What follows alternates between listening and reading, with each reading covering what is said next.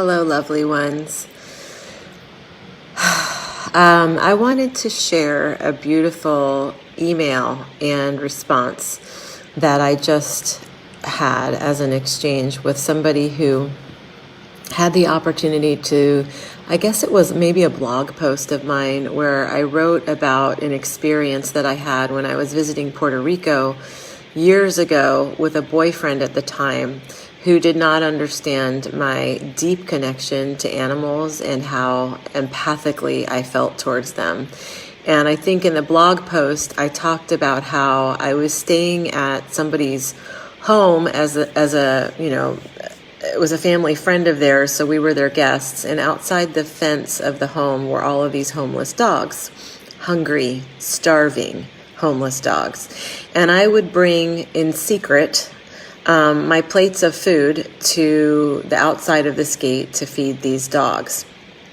And at the time, my boyfriend at the time would become infuriated because he thought that was very disrespectful to the family that we were staying with that were feeding us, because I essentially was maybe saying that their food should go to the dogs, which is what I was saying, because the dogs were starving and we were not.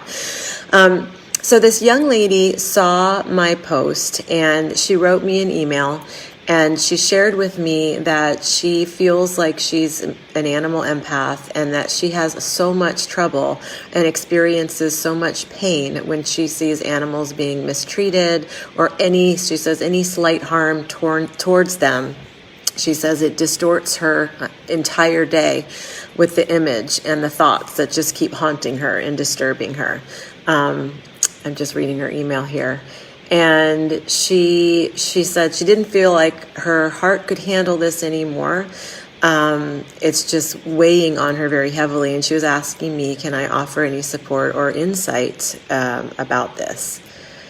Yes, sweet dear one, I can. And here is what I will say. For those of us that are highly sensitive towards animals, towards plants, towards humans, towards any type of life, where we actually feel empathically in our bodies the suffering and the pain and the discord and the everything that is being inflicted upon those who are voiceless or those who are suffering. It's really hard. It's very hard on the sensitive ones. Having said that, we need you here. All you sensitives. We need you here. The earth needs you. Your soul's work here is absolutely important, necessary. The healing work that you are here to bring, whether it is for yourself and or for others and for the planet.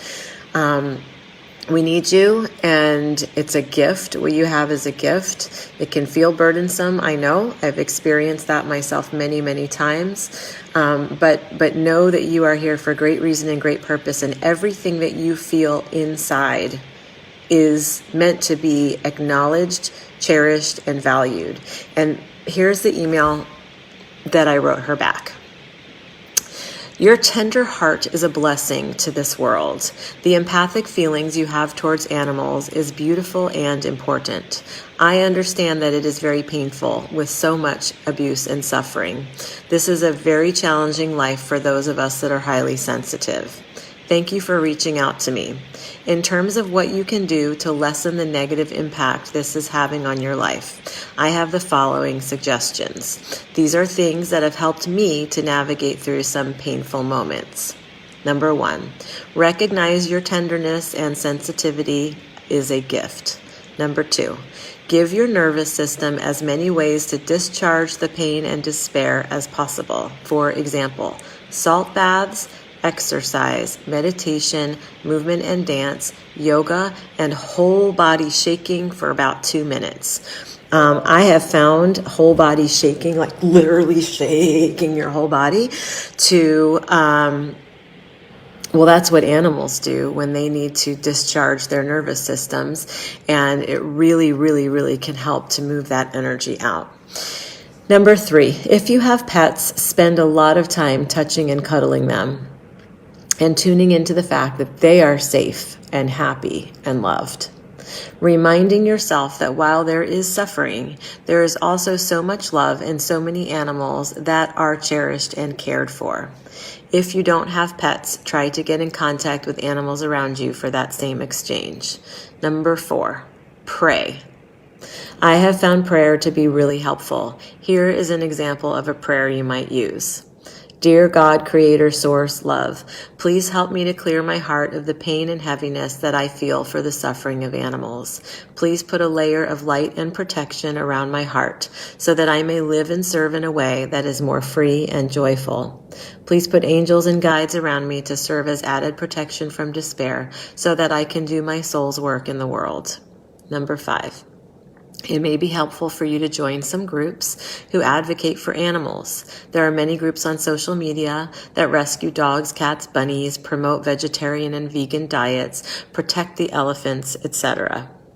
I recommend you be very, very selective about the groups you join because diving into more of the despair and abuse is not a good idea. You will want to find a group that is actively serving the animals but does not use sensationalism. For example, even though they do wonderful work, I do not recommend you follow PETA because the images they use and stories they tell are so graphic and disturbing and haunting. You must protect yourself from being barraged by imagery that is haunting. Perhaps you stay off of social media entirely for a while, or unfollow the groups and people that are posting disturbing images. I have had to do that myself. Number 6, when you do see something that is distressing, find a way to express yourself that feels safe and puts the feelings outside of your head. For example, I like to journal. When I'm angry or grieving, I write what needs to be written down in my journal, and it gives me a bit of a landing place, so I don't keep recirculating the distressing thoughts in my head. You might laugh at this next technique that I've used.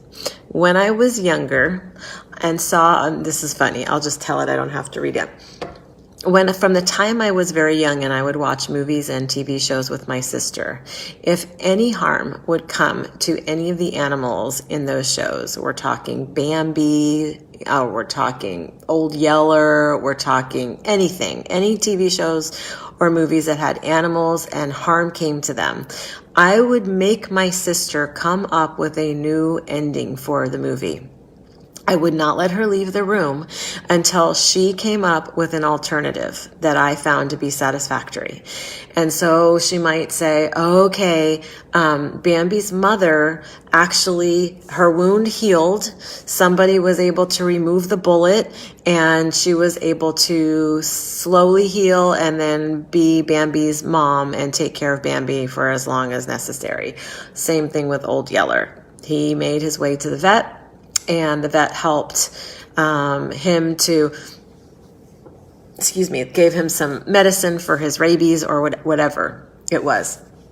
And so my sister would roll her eyes at this, at these insistences on my part, but they really helped me to not leave that movie or TV show in such a state of despair. So you can do that with your friends and family. You can just say, well, you are not leaving here until you come up with a better ending to that. And then, of course, avoid the movies that have the really heavy themes. I do think it's okay, and others might argue with me, but when we have a deep tenderness in that way, a super highly sensitive heart in that way, we have to protect. We have to protect ourselves. We cannot do our healing work in the world if we are constantly in a state of agony for the suffering. I feel the suffering still every day.